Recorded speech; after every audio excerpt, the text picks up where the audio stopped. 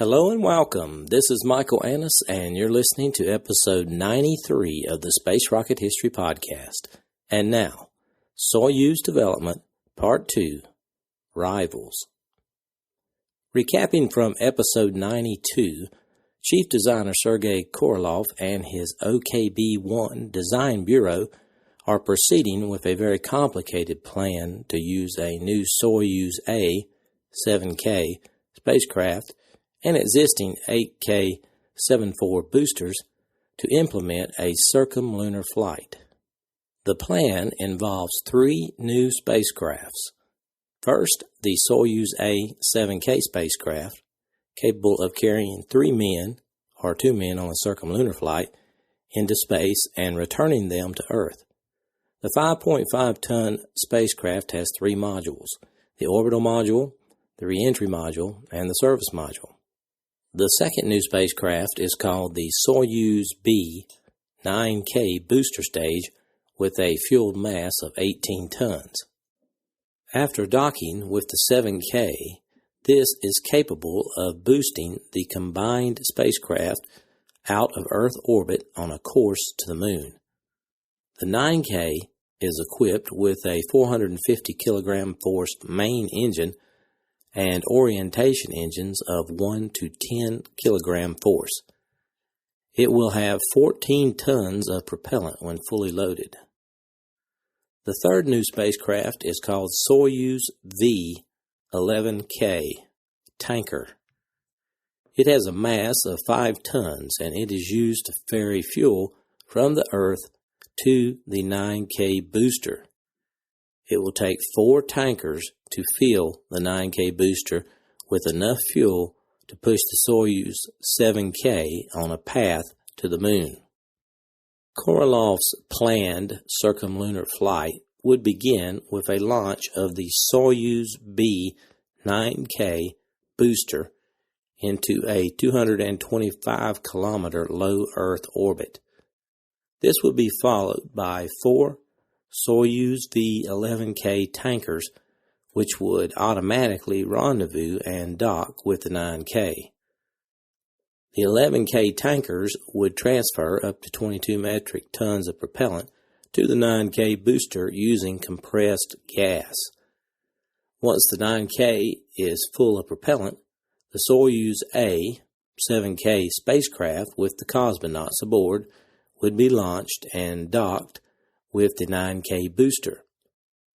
After 1 or 2 orbits around the Earth, the 9K would fire, boosting it and the 7K toward the Moon.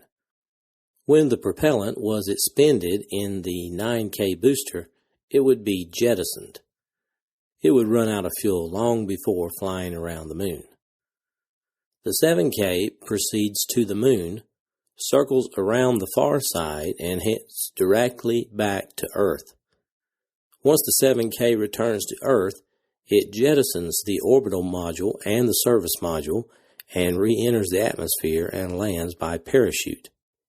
It was decided Korolev's OKB-1 Design Bureau would develop the Soyuz 7K manned vehicle, while other design bureaus would develop the 9K booster and the 11K tankers. However, by 1964, it was becoming obvious that Korolev's plan involving so many launches and dockings was too complicated.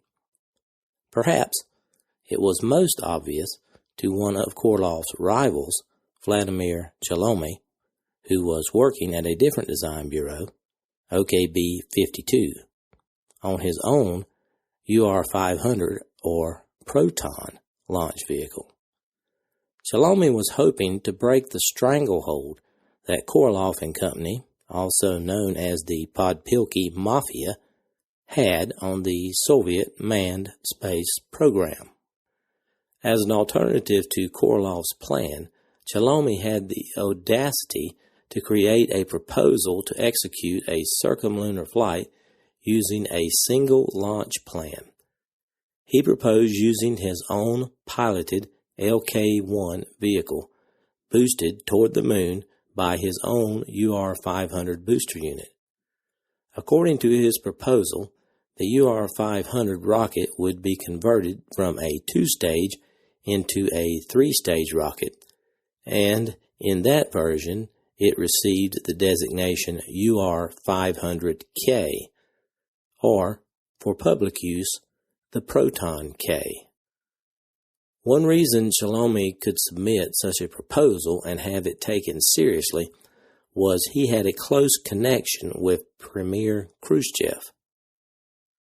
On August 3, 1964, before Khrushchev was ousted, Shalomi managed to convince him to sign the decree that would fund Shalomi's version of a circumlunar mission. Shalomi promised Khrushchev he could launch the UR-500 within 2 years. Under the 1964 decree that Khrushchev signed, Shalomi was to develop the three-stage UR-500K booster and LK-1 spacecraft for the manned lunar flyby. Korolev was supposed to develop the totally different N-1 booster and L-3 spacecraft complex for the manned lunar landing. First launch of the N-1 was to be in the first quarter of 1966, with a manned lunar landing in 1967 to 1968. Before we continue, I want to take a brief tangent to explain the N-1 and L-3 I just referenced. Under this decree, Korolev was to develop the N-1 L-3. The N-1 was a heavy lift rocket intended to deliver payloads beyond low Earth orbit, acting as the Soviet counterpart to the NASA Saturn V rocket to land a man on the moon. This N-1 booster had the capability of lifting heavy loads into orbit. It was designed with manned extra-orbital travel in mind. Development work actually started on the N-1 in 1959. The basic N-1 launch vehicle had 3 stages, which was to carry the L-3 lunar payload into low Earth orbit.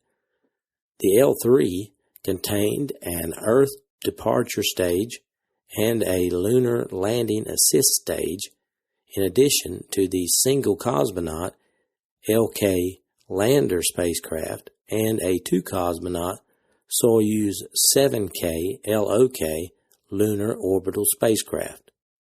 N-1L3 was underfunded and undertested, and started development in October 1965, almost 4 years after the Saturn V. The project was badly derailed by the death of chief designer Sergei Korolev in 1966. Each of the 4 attempts to launch an N-1 failed.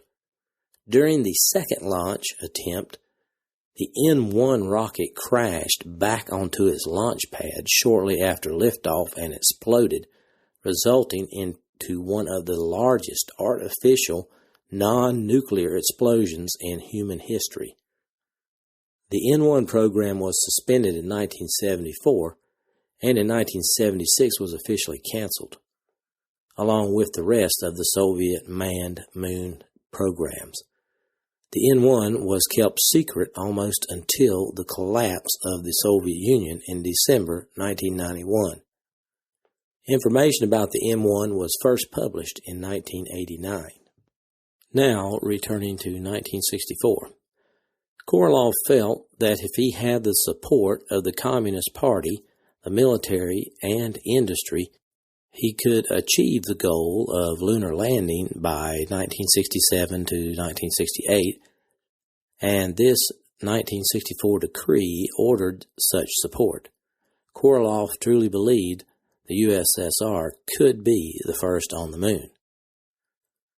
The 7K, 9K, 11K circumlunar system was effectively canceled, but the Soyuz A itself would be developed by Korolev as the 7K OK manned orbital spacecraft.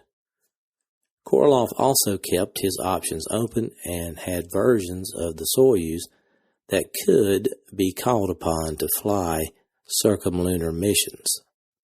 Now let's take a closer look at Chalomey's circumlunar mission plan.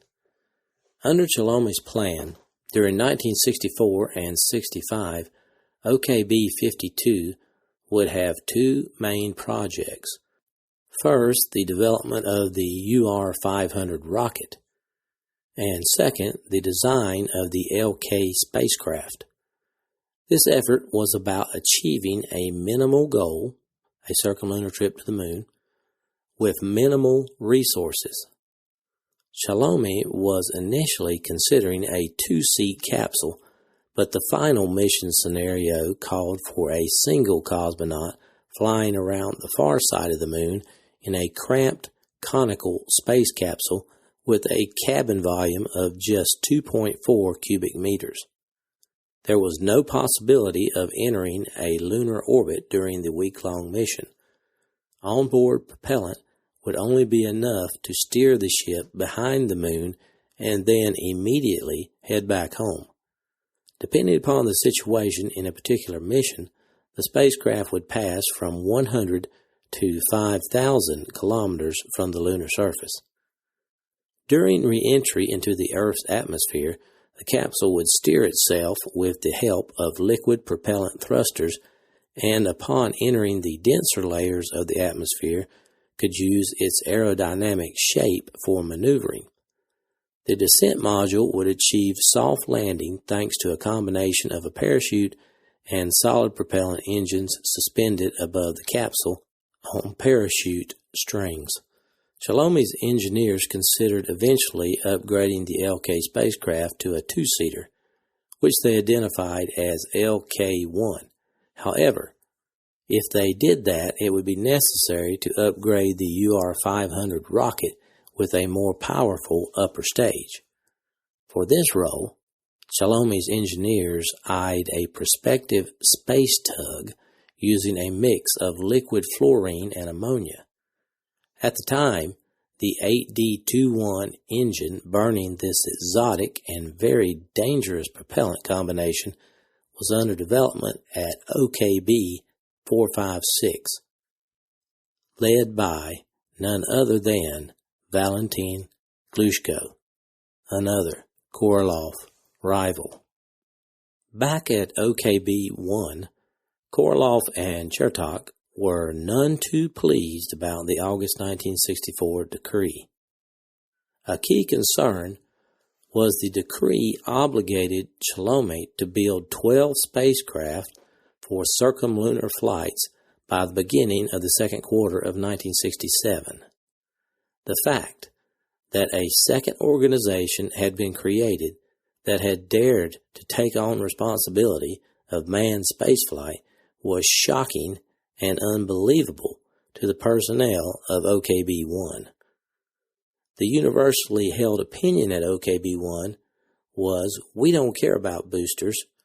There really were many different kinds of them, so let them come up with different chief designers for each booster, and we will generously give away automatic spacecraft to other design bureaus. But the development of vehicles for manned flights must remain OKB-1's monopoly. Of course, due to the August decree, it became pointless to continue work on Korolev's circumlunar flight plan. And, to be completely honest, even Korolev now agreed the reliability of that plan with 5 to 6 launches per flight wasn't worth developing. So, during the rest of 1964, a feverish search was conducted for ways out of this dead end. In his fight against Chalomey's LK spacecraft, Korolev also sought the support of Nikolai Kamanin, the powerful deputy to the Air Force commander responsible for cosmonaut training. However, Kamanin sided with Chalomey, arguing that with the expansion of the space program, it would be useful that more than one organization had experience in building manned spacecraft. This led Korolev to the idea of joining forces with Chalomey. Korolev proposed the third stage of the R-7 rocket could be converted into a booster unit for the UR-500K, and that way Shalomi would not have to develop his own upper stage. Similarly, the Soyuz 7K could be modified so that Shalomi would not need to develop his LK-1 capsule.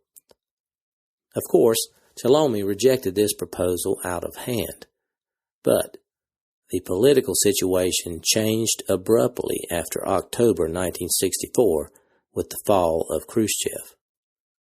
At least from the standpoint of the highest government interest, it was now possible to argue that the ideological and technical merger of the operations of OKB-1 and OKB-52 was a sensible option in terms of solving the common high-priority task of a circumlunar flight.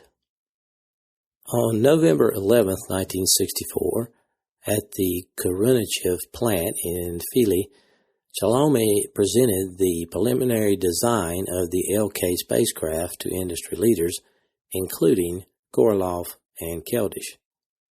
Obviously, Korolev argued vigorously against Shalomi's lunar ambitions, directing his harshest criticism against the UR-500. His main argument was that the development of the UR-500 took valuable resources from the ultimate goal of lunar landing. But the UR-500 rocket had already been built, and this made it difficult to cancel. However, Shalomi's LK spacecraft was still on paper. Shalomi would not even be able to approve its preliminary design until June 30, 1965. Then a new hurdle appeared before the project when the Kremlin's Military-Industrial Commission ordered the formation of an expert group to re-evaluate all key projects at Shalomi's OKB-52. Like all other Shalomi's ventures, the LK project ended up under a microscope because of his close connection to former Premier Khrushchev. The expert commission officially worked from August 5th to August 19th, 1965, and fortunately for Shalomi, the commission was chaired by his longtime ally, Keldysh. In fact, the commission recommended to accelerate the circumlunar project based on the UR-500 rocket.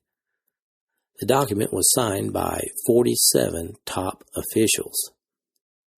Not surprisingly, the commission members who came from Korolev's OKB-1 wrote a dissenting opinion that called for the cancellation of the LK project.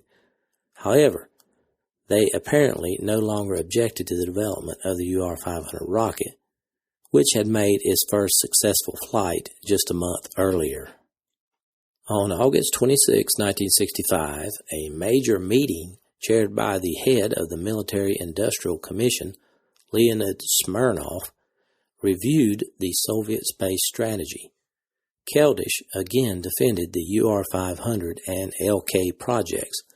However, Smirnov said that OKB-52 was still drawing pictures of circumlunar spacecraft, even though it was supposed to fly at the beginning of 1967. Keldysh countered that switching to Korolev's 7K Soyuz spacecraft would postpone the flight around the moon for at least 6 months. However, most officials present at the meeting were inclined to combine the hardware, Shalomi's UR-500 and Korolev's circumlunar spacecraft. According to Korolev's deputy mission, by the beginning of September 1965, OKB-1 prepared proposals for a circumlunar mission based on the Proton rocket and the Soyuz-derived spacecraft, which could make its inaugural unmanned flight in the first half of 1967 and carry a cosmonaut duo around the moon by the 50th anniversary of the Bolshevik Revolution in November 1967. On September 6, 1965, the Minister of General Machine Building issued an official decree to the industry directing it to submit a schedule for the production of UR-500K Proton vehicles. 2 days later, Korolev invited Chalomey to another technical meeting at the campus of OKB-1 in Podlipki, where he presented several scenarios of using the UR-500 for a circumlunar mission. Korolev admitted that all plans to fly around the moon with the help of the R-7 were too difficult to achieve. Instead, a single UR-500K with the added Block D space tug and a stripped-down version of the 7K Soyuz spacecraft could carry 2 cosmonauts around the moon.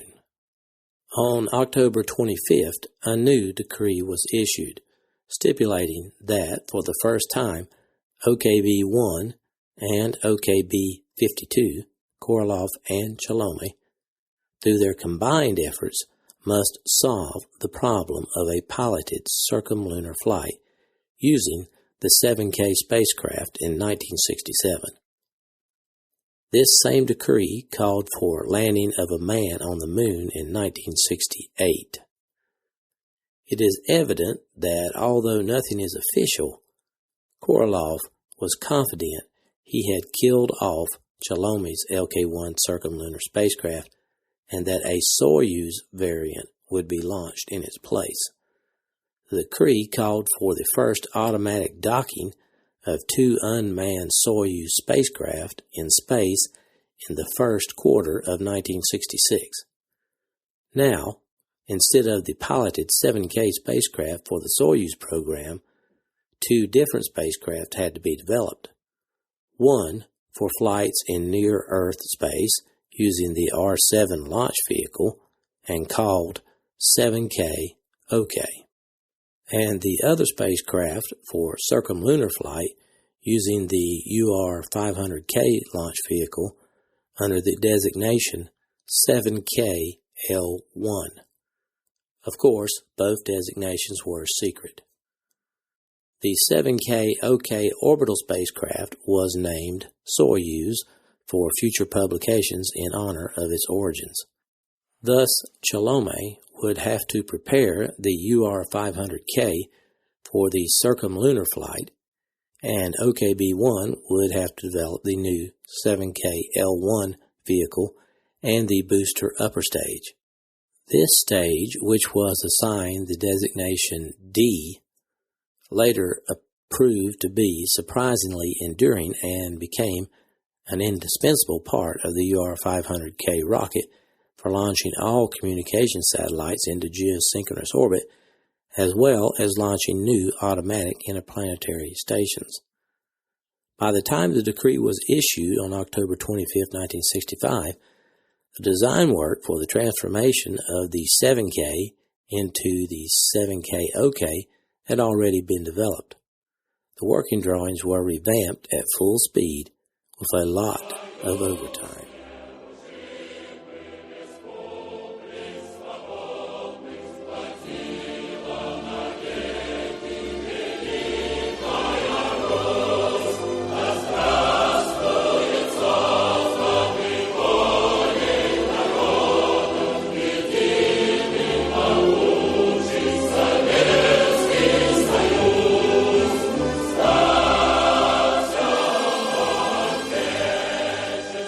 Thanks for listening to this archive episode of the Space Rocket History Podcast.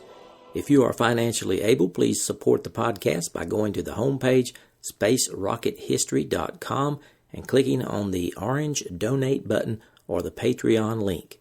Thanks.